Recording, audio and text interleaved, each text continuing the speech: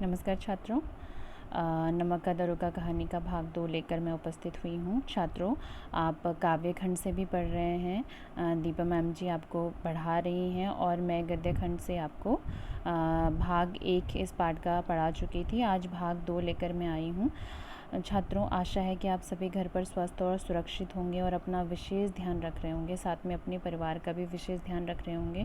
छात्रों, आप सभी को पता है कि आपकी कक्षा 11वीं की पढ़ाई प्रारंभ हो चुकी है। आप सभी ने विद्यालय में प्रवेश ले लिया है। जो नए छात्र हैं, अर्थात जो दूसरे विद्यालय से इस हमारे विद्यालय में जिन्होंने प्रवेश लिया है और जिन्होंने जो अभी ले रहे हैं प्रवेश, उनको मैं बता दूं कि आप पाठ्यक्रम का जो वीडियो मैंने आपको भेजा था वो भी देख लें और अपनी पढ़ाई प्रारंभ करें। और इसी उम्मीद के साथ आज भाग 2 हम प्रारंभ करते हैं। नमक का दरोगा गद्य खंड से पाठ 1, प्रेमचंद जी द्वारा रचित कहानी, महत्वपूर्ण कहानी। और उस कहानी से हमें क्या संदेश मिलता है ये मैं आपको समझाऊंगी। और आइए पढ़ते हैं। अभी तक हमने पढ़ा था, थोड़ी सी पुनरावृत्ति कर लेते हैं। अभी तक हमने पढ़ा था कि किस तरह से जो मुंशी प्रेमचंद जी ने जो कहानी का मुख्य पात्र जो दिया है मुंशी बंशीधर, किस तरह से उनके पिता उन्हें कैसे सीख देते हैं और वो कैसे आदर्श लेकर नमक का दरोगा पद पर प्रतिष्ठित होते हैं। किस तरह से नमक का दरोगा जो पद है पूरी निष्ठा भाव से वो 6 महीने तक काम करते हैं और 6 महीने बाद एक दिन अचानक उन्हें दिखाई देता है कि किस तरह से यमुना नदी के किनारे आधी रात को गाड़ियों की और मल्लाहों की जो आवाज़ सुनाई दे रही है उससे वो विचलित हो जाते हैं। और विचलित होकर जब वो खड़े होते हैं और देखते हैं कि नमक का अवैध व्यापार हो रहा है, गाड़ियाँ भर भर के नमक जा रहा है, तो वो डांट के पूछते हैं कि ये किनकी गाड़ियाँ हैं। अब क्या होता है देखते हैं। आप कह रहे हैं कि थोड़ी सी देर तक सन्नाटा रहा। आदमियों के कुछ कानाफूसी मीन फुसफुसाहट, कान में जो बातें होती हैं। तब आगे वाले ने कहा, पंडित अलूपी दीन की। अब पंडित अलूपी दीन जो है इस कहानी का दूसरा जो मुख्य पात्र है वो हम देखेंगे। कौन पंडित अलूपी दीन? दादागंज के मुंशी बंशीधर चौके मीन्स आश्चर्यचकित हुए। पंडित अलूपी दीन इस इलाके के सबसे प्रतिष्ठित जमींदार थे। प्रतिष्ठित मीन्स फेमस, जो बहुत रईस हो, जिनके पास बहुत सारा धन हो, लाखों रुपये के लेन देन करते थे। इधर उधर छोटे बड़े कौन ऐसे थे जो उनके ऋणी नहीं थे। ऋणी अर्थात उनसे जिन्होंने कर्ज न लिया हो। व्यापार भी बड़ा लंबा चौड़ा था। बड़े चलते पुर्जे आदमी थे। अंग्रेज अफसर उनके इलाके में शिकार खेलने आते थे। छात्रों, शिकार खेलना मीन्स उस समय जंगली जानवरों का शिकार किया जाता था। और उस एरिया के जो प्रतिष्ठित अर्थात फेमस जो व्यक्ति था, जमींदार था, जिनके पास बहुत सारी प्रॉपर्टी थी, जो अपना धन लोगों को कर्ज में देते थे, वो थे अलूपी दीन। और अलूपी दीन के घर उस समय अंग्रेज अफसर जो थे उनके ही यहाँ रुकते थे और फिर जंगल में जंगली जानवरों का शिकार किया करते थे। और मेहमान के रूप में अलूपी दीन भी उनका खूब स्वागत करते थे। आगे कह रहे हैं, 12 मास सदाव्रत चलता है, अर्थात उनका 12 महीने उनका काम चलता रहता है। ऐसा कभी भी नहीं है कि उनका काम ना चलता हो। मुंशी जी ने पूछा, गाड़ियाँ कहाँ जाएंगी? उत्तर मिला, कानपुर। लेकिन इस प्रश्न की इसमें क्या है? सन्नाटा छा गया। दरोगा साहब का संदेह और भी बढ़ा। कुछ देर तक उत्तर न बाट देखकर जोर से बोले, क्या तुम सब गूंगे हो गए हो? हम पूछते हैं इसमें क्या है। अर्थात पंडित अलूपी दीन की गाड़ियाँ रात्रि के समय क्या कर रहे थे? अवैध नमक का व्यापार कर रहे थे। और मैं आपको बता ही चुकी थी कि उस समय नमक के व्यापार को पहले कोई भी नमक ले जा सकता था, परंतु नमक के व्यापार का एक प्रॉपर जो है वो जो है उस पर क्या कर दिया गया है, उस पर ये नियम लागू कर दिया गया था कि अब सीमित ही व्यापार होगा और सब नमक को कोई भी ऐसे ही नहीं उठा पाएगा। परंतु इस तरह से अवैध धंधा हो रहा था। और उत्तर मिलने पर जब उनको कोई भी उत्तर नहीं मिला, किसको? वंशीधर जी को, तो उन्होंने क्या देखा कि बार बार पूछने पर कि इन गाड़ियों में क्या है, कुछ उत्तर नहीं मिला। तो जब कोई उत्तर नहीं मिला तो उन्होंने घोड़े को एक गाड़ी से मिलाकर बोरे को टटीला, भ्रम दूर हुआ और यह नमक के ढेले थे। अर्थात उन्होंने देखा कि बोरे में क्या थे, नमक के ढेले थे। पंडित अलोपीदीन अपने सजीले रथ पर सवार कुछ सोते कुछ जागते चले आते थे। अचानक कई गाड़ी वालों ने घबराए हुए आकर जगाया और बोले, महाराज, दरोगा जी ने गाड़ियां रोक दी। अब क्या हुआ, पंडित अलोपीदीन जी भी साथ में थे। अपने सजीले रथ पर सवार होकर सोते जागते वो क्या कर रहे थे, इसका जो नमक की चोरी कर रहे थे। अचानक कई गाड़ी वालों ने घबरा कर, अचानक जो ड्राइवर लोग थे, जो गाड़ी में सवार थे, जो नमक उठा रहे थे, उन्होंने बोला कि आप पंडित अलोपीदीन जी के पास गए और कहा कि महाराज, गाड़ियों को किसने रोक दिया है? जो यहाँ पर दरोगा जी हैं उन्होंने रोक दिया है। पंडित अलोपीदीन का लक्ष्मी पर अखंड विश्वास था। वह कहा करते थे कि संसार में तो कोई भी काम हो, क्या स्वर्ग में ही लक्ष्मी जी का ही राज्य है। उनका यह कहना है यथार्थ ही था। पंडित अलोपीदीन का मानना था कि कोई भी संसार में कोई भी काम हो, बिना लक्ष्मी के, बिना धन के संभव नहीं होता। और किसी को भी लक्ष्मी का जो लालच दो, जो धन का लालच दो, वो भी काम करने के लिए तैयार हो जाता है। उनका यह कहना क्या था, सत्य भी था। न्याय और नीति सब लक्ष्मी के ही खिलौने हैं। इन्हें वह जैसे चाहे वैसे नचाती है। लेटे हुए लेटे गर्व से बोले, चलो हम आते हैं। यह कहकर पंडित जी ने बड़ी ही निश्चिंतता से पान के बीड़े लगाकर खाए। अब पंडित जी को कोई टेंशन नहीं हुई, कोई चिंता नहीं है कि किस तरह से उनकी गाड़ियाँ पकड़ी गई हैं। वो बहुत निश्चिंत होकर कह रहे हैं कि ऐसे तो बहुत बार हुआ है और बहुत बार मैंने क्या किया है, ऐसे दरोगाओं को लालच दिया है, धन का लालच देकर उन्हें क्या कर दिया गया है, उन्हें जो है धन का लालच देकर मैंने उन्हें ख़रीदा है। और थोड़े से पैसे देकर यहाँ पे बात क्या हो जाएगी, समाप्त हो जाएगी। और पान खाकर उन्होंने क्या कहा, अपने जो नौकर थे उनको कहा कि अच्छा तुम चलो, मैं आता हूँ। और पान खाकर पंडित जी ने क्या किया, यह कहकर पंडित जी बड़े ही बेफिक्र होकर फिर लिहाफ ओढ़े, लिहाफ अर्थात सॉल ओढ़े हुए दरोगा के पास आकर बोले, बाबूजी आशीर्वाद, कहिए हमसे ऐसा कौन सा अपराध हुआ है कि गाड़ियों को रोक दी गई हैं? हम ब्राह्मणों पर तो आपकी कृपा दृष्टि रहनी चाहिए। आप वंशीधर के पास अलोपीदीन जी गए और कहा कि हम पर अपना आशीर्वाद रखिए, और ऐसे हमसे क्या गलती हो गई जो आपने क्या किया, हमें हमारी गाड़ियाँ रोक दी हैं। वंशीधर रुखाई से बोले, सरकारी हुक्म है, अर्थात सरकार का आदेश है। पंडित अलोपीदीन हंसकर कहा, हमारी सरकार हुक्मों को नहीं जानते और नहीं सरकार को। हमारे सरकार तो आप ही हैं। हमारा तो आपका तो घर का मामला है। हम कभी आपसे बाहर हो सकते हैं? अपने व्यर्थ का कष्ट किया, व्यर्थ अर्थात बेकार का ही कष्ट किया। और यहाँ तो हो सकता है इधर से जाएं, इस घाट के देवता को भेंट न चढ़ाएं। और कह रहे हैं ऐसा हो सकता है कि मैं यहाँ से नमक लेते हुए जाऊँ और इस घाट के देवता अर्थात यहाँ में जो पुलिस वाले हैं, जो दरोगा जी, उनको भेंट न चढ़ाऊँ। मैं तो आपकी सेवा में स्वयं ही आ रहा था। वंशीधर ऐश्वर्य की मोहित वंशी का कुछ प्रभाव नहीं पड़ा। अर्थात वंशीधर पर ऐश्वर्य अर्थात धन वैभव, जो जितने धन का वो लालच दे रहे थे, अर्थात उन्होंने कहा कि मुझ पर इसका कोई लालच नहीं, क्या नहीं हुआ, कोई लालच उनका नहीं हुआ। और वंशीधर कुछ प्रभाव नहीं पड़ा। ईमानदारी की नई उमंग अर्थात नया जोश था उन पर, ईमानदारी का नया उत्साह था। और कड़कड़ाकर बोले, हम उन नमक हरामों में से नहीं हैं जो कौड़ियों के भाव अपना ईमान बेच देते हैं। नमक हराम मतलब जो क्या क्या करे, किसी का उपकार ना माने, ठीक है, जो किसी का एहसान ना माने, जो जितना भी जिसके लिए क्या हो वो चीज़ ना माने। और उन्होंने कहा कि कौड़ियों के भाव अपना ईमान अर्थात धन के लिए, धन के लालच के लिए जो अपना ईमान, अपनी ईमानदारी, अपना चरित्र बेच देते हैं, मैं वैसा दरोगा नहीं हूँ। आप इस समय हिरासत में हैं, और हिरासत अर्थात गिरफ्तारी में हैं। आपको यह कायदे के अनुसार चलाना होगा। बस मुझे अधिक बातों की फुर्सत नहीं है। फुर्सत अर्थात उर्दू शब्द है, खाली समय नहीं है।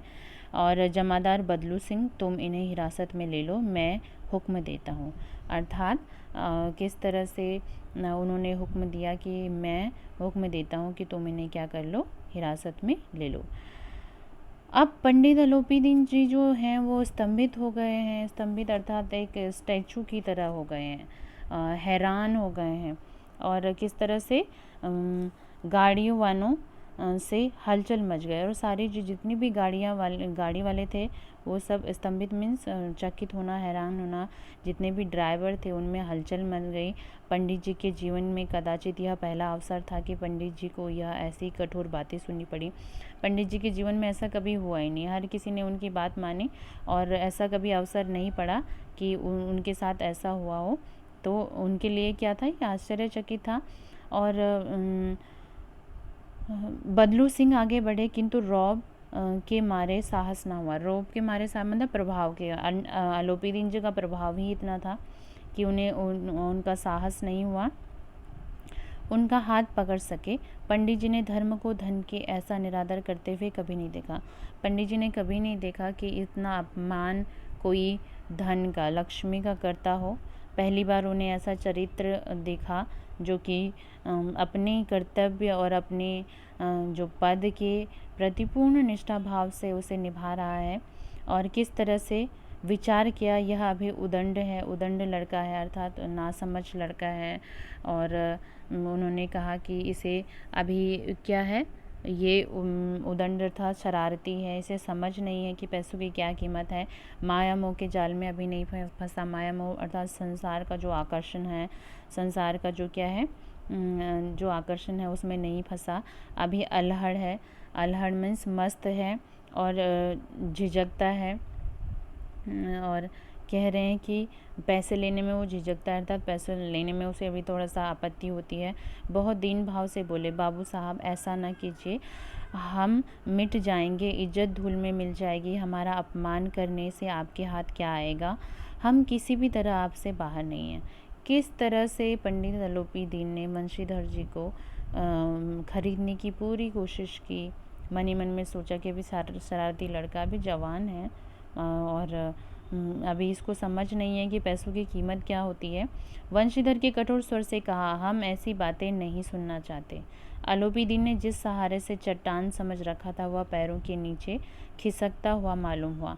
स्वाभिमान और धन ऐश्वर्य को कड़ी चोट लगी, किंतु अभी तक धन की सांख्यिक शक्ति का पूरा भरोसा था। पंडित अलोपीदीन को पूरा मतलब उन्हें क्या हुआ, बहुत धक्का लगा कि ऐसा इंसान जो पैसे पकड़ नहीं रहा है, पैसे बिल्कुल नहीं लेना चाहता, रिश्वत नहीं ले रहा है और कितना ये अपने कर्तव्य के प्रति कितना निष्ठा भाव से इसे निभा रहा है।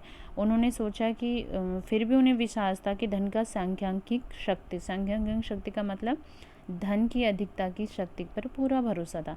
उन्हें पूरा भरोसा था कि जितनी प्रॉपर्टी मेरी है, ये जो दरोगा है ये पूरी तरह से मान जाएगा। अपने मुख्तार से बोला, अपने मुख्तार अर्थात मुखिया से, सहायक कर्मचारी से बोला कि लाला जी 1000 का नोट बाबू साहब के को भेंट करो, अर्थात 1000 का नोट बाबू साहब को दे दो, आप इस समय भूखे सिंह हो रहे हो। वंशीधर ने गर्म होकर कहा, 1000 नहीं, 1 लाख भी नहीं, मुझे सच्चे मार्ग से कोई नहीं हटा सकता। धर्म की इतनी बुद्धिहीन दृष्टि और देव दुर्लभ त्याग पर मन बहुत झुंझलाया। और किस तरह से अब किस तरह से अलोपीदीन बहुत झुंझला गए कि ये तो 1000 क्या 1 लाख भी ना लेने के लिए तैयार है और कह रहा है कि मुझे मेरे मार्ग से कोई नहीं हटा सकता। और अब क्या हुआ, अब दोनों शक्तियों में संग्राम होने लगा। कौन सी शक्ति, धन की शक्ति और धर्म की शक्ति। धन की उछल कर आक्रमण करना शुरू किया। किस तरह से अलोपीदीन ने मुंशी वंशीधर दरोगा को खरीदने की पूरी कोशिश की, परंतु वंशीधर अपने पद से बिल्कुल भी नहीं डगमगाए। 1 से 5, 5 से 10, 10 से 15 और 15 से 20,000 तक नौबत पहुंची। किंतु क्या हो गई, अब नौबत पहुंची अर्थात ऐसा मौका आ गया कि 20,000 तक भी बात हो गई, किंतु धर्म अलौकिक वीरता के साथ अलौकिक मीन्स अद्भुत, आश्चर्यचकित होने वाले। वीरता के साथ एक बहुसंख्यक सेना के सम्मुख अकेला पर्वत की भांति अटल अविचलित खड़ा रहा। अर्थात धर्म जो वंशधर जी का कर्तव्य था वो किसके सामने, बहुसंख्यक सेना के सामने, किसके, जो कि क्या थे, इतने सारे पैसे के का लालच अलोपीदीन दे रहे थे, अलोपीदीन के साथ बहुत सारे लोग थे, फिर भी धर्म जो है, वंशीधर का जो धर्म है, जो कर्तव्य है, वो अकेले पर्वत की भांति क्या हुआ, अटल, बिल्कुल जिसे कोई टाल नहीं सकता, और अविचलित, अविचलित अर्थात बिना डगमगाए हुए क्या था, खड़ा हुआ था। अविचलित मीन्स बिना डगमगाए जो क्या था, खड़ा हुआ था।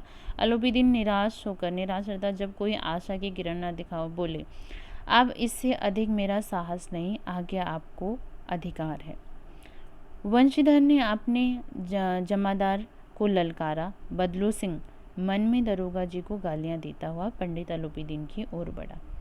बदलू सिंह को पहले से ही पता था कि ये इतना फेमस, इतना प्रतिष्ठित व्यक्ति है अलोपीदीन, मैं ऐसे कैसे गिरफ्तार करूं, परंतु वो वंशीधर को मनी मन में गाली देते हुए आगे बढ़ा। पंडित घबराकर 2-3 कदम क्या हुए, पीछे हटे। अत्यंत दीनता से बोले, बाबू साहब ईश्वर के लिए मुझ पर दया कीजिए, मैं 25,000 पर निपटारा करने को तैयार हूँ। अब अलोपीदीन बोले कि मुझ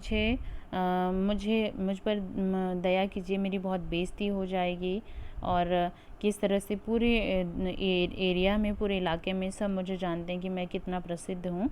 अब मुझ पर दया कीजिए और 25,000 में निपटारा, अर्थात 25,000 में इस चीज़ का हल, ये मसला मैं समाप्त करने के लिए तैयार हूँ। असंभव बात है, 30,000 पर किस तरह भी संभव नहीं।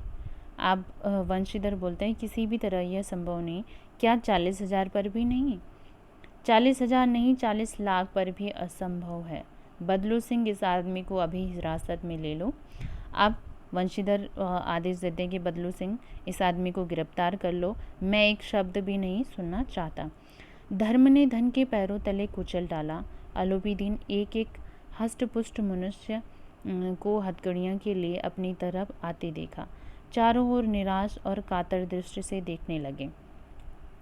अब क्या हुआ, किस तरह से कातर अर्थात सभी जो थे, अब अलोपीदीन कातर अर्थात घबराए हुए, कातर का अर्थ यहाँ पर क्या होगा, मतलब घबराए हुई दृष्टि से देखने लग गए।